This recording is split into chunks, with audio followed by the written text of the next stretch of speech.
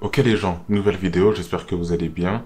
On se retrouve aujourd'hui, on est le 10 octobre, et c'est parti pas pour un update de l'avancée de ma formation. Alors la dernière fois qu'on s'est quitté, c'était aux alentours du mois de juin, il me semble, et dans la dernière vidéo, je vous avais expliqué que je venais de valider les 4 modules ATPL que j'étais en train de travailler, et que donc j'allais commencer une phase de vol VFR pendant tout l'été, pour ensuite reprendre l'ATPL plus tard, tout simplement à cause des problèmes qu'il y a eu liés au Covid-19 et à tous les chamboulements, comme vous pouvez le deviner, qu'il y a eu au niveau de la DGAC. Et donc, comme je vous le disais, cette phase de vol s'est étalée sur tout l'été, elle a pris les 2 mois. On a effectué au total une cinquantaine d'heures de vol qui étaient réparties en 3 phases, si je peux dire. On a effectué une première phase où on a fait de la maniabilité, donc réapprendre à faire des virages, des montées, des descentes, des décrochages. On a aussi effectué des tours de piste, bien évidemment, pour s'entraîner à décoller et à atterrir, surtout atterrir parce que c'est ce qui est plus dur, je dirais. On a aussi effectué 4 heures de vol IFR, donc c'est des vols sans visibilité ou des vols simulés sans visibilité, soit en réel ou au simulateur, dans lesquels on a appris à naviguer aux instruments et à se fier uniquement aux instruments plutôt que se fier à nos sens qui peuvent être erronés, tout simplement on peut avoir des illusions sensorielles. Et donc si on a effectué ces vols IFR là, c'est tout simplement pour pouvoir faire ensuite des navigations VFR, donc des trajets cross-country. C'est tout simplement on part d'un point A, on va à un point B, en utilisant des cartes et des repères au sol. Donc sur les cartes, on peut avoir des points de repère comme des villes, des routes, des fleuves, enfin tout ce qui peut nous aider à nous repérer spatialement pour suivre une route et aller d'un point A à un point B. Donc on a effectué plusieurs types de vols de différentes durées, ça peut être des vols d'1 heure, de 2 heures, de 3 heures, sur différents types de terrains, aussi à différentes distances. Par exemple, à petite échelle, on a pu aller à Limoges, à Poitiers, à Niort, à La Rochelle, à Bordeaux, tout ce qui se trouvait autour d'Angoulême.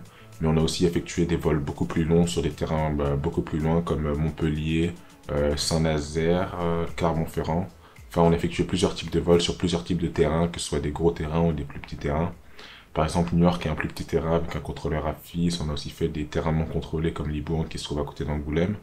Ou on a aussi pu aller sur un terrain comme Bordeaux qui est assez fréquenté en termes de trafic, par exemple. Et donc, par exemple, pour vous donner une idée d'une journée typique de ce que je pouvais faire en une journée, disons qu'on fait une navigation, on doit faire un vol aller-retour en allant à Montpellier. Par exemple, la journée, en réalité, elle commence la veille, on va préparer le vol, déjà essayer d'établir la route et se familiariser déjà avec la mission du lendemain. Et donc, le lendemain, on va, par exemple, arriver à l'école aux alentours de 7h30 pour préparer le vol, faire les dernières vérifications en termes de météo, de NOTAM, donc de procédures particulières qu'il peut avoir, de vérification de l'avion et de préparation du vol sur les dernières choses qu'on doit finaliser. Ensuite, faire le briefing avec l'instructeur et on va essayer de décoller par exemple aux alentours de 9 heures parce que pour aller à Montpellier, on a 2 heures de vol. Donc comme ça, on devrait arriver aux alentours de 11 heures, le temps d'arriver sur le terrain, 11h30 on va dire. On va s'arrêter par exemple manger sur place et dans l'après-midi, ce sera par exemple mon binôme qui fera le retour pour rentrer de Montpellier à Angoulême. Et donc comme ça, on peut arriver disons aux alentours de 14h, 15h et après ça peut être une fin de journée. Et donc le soir en rentrant, on va préparer la mission du lendemain. Donc je dirais qu'une journée globalement, elle peut commencer aux alentours de 7h30 à l'école en train de préparer le vol. C'est terminé à 15h, je dirais à l'école où on a tout fini. Et ensuite rentrer le soir, par exemple 2 heures de préparation de navigation pour le lendemain.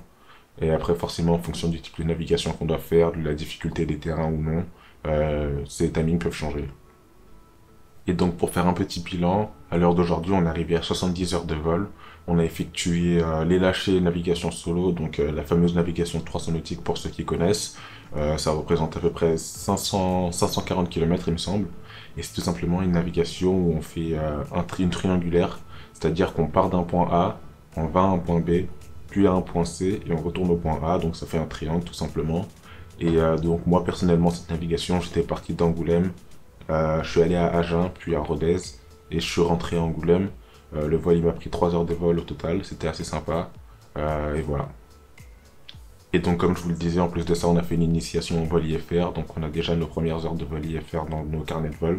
Donc ça a été assez intéressant, en plus ça nous a permis d'avoir une idée de ce qu'on fera plus tard quand on fera toute la phase IFR à proprement dit. Et donc c'était tout pour cette phase de vol durant l'été. Maintenant on est revenu sur la dernière phase de TPL théorique, comme je vous le disais, puisqu'il nous manquait les 4 modules dont je vous ai parlé. Et donc d'ailleurs ces 4 modules, c'est instrumentation, procédure opérationnelle, droit aérien, Et préparation suivie du vol, donc instrumentation, je dirais que c'est globalement, ça ressemble assez globalement à civil et système, où on apprend tous les systèmes de l'avion en général. Mais instrumentation, c'est vraiment plus spécifique à tous les instruments qu'on peut avoir dans le cockpit, comment les comprendre, comment ils fonctionnent, etc. Droit aérien, bah, c'est du droit, il y a beaucoup de choses à apprendre, des règles, quelles sont les limitations pour un pilote, les règles de navigation aérienne, etc. Ça s'apprend, c'est très important aussi. La procédure opérationnelle, ça ressemble assez à du droit aérien, mais c'est plus opérationnel d'un point de vue, par exemple, sécuritaire, et toutes les procédures qui sont mises en place pour assurer la sécurité des vols et la sécurité des passagers. Et préparation suivie du vol, bah, c'est préparation du vol, on apprend comment mieux préparer un vol, en plus de ce qu'on a fait durant la phase VFR, préparer des vols IFR, effectuer des détournements en vol et toutes les procédures qu'on peut avoir, par exemple sur une traversée de l'Atlantique avec les procédures ITOPS, etc. Et donc voilà, cette dernière phase d'ATPL devrait durer 2 mois. Donc à l'heure d'aujourd'hui, on est au mois d'octobre. On devrait finir début décembre. Et après, on aura fini avec l'ATPL théorique. On aura validé nos 14 modules sur 14. Et donc par la suite, on reprendra directement avec la phase IFR pour continuer l'avancée de nos vols. Et donc voilà, c'était un petit bilan sur l'avancée de ma formation. Si vous avez des questions, n'hésitez pas à les mettre dans les commentaires, j'y répondrai. Et en attendant, n'hésitez pas à aimer, commenter, partager. Et je vous dis à bientôt pour la suite des updates de ma formation.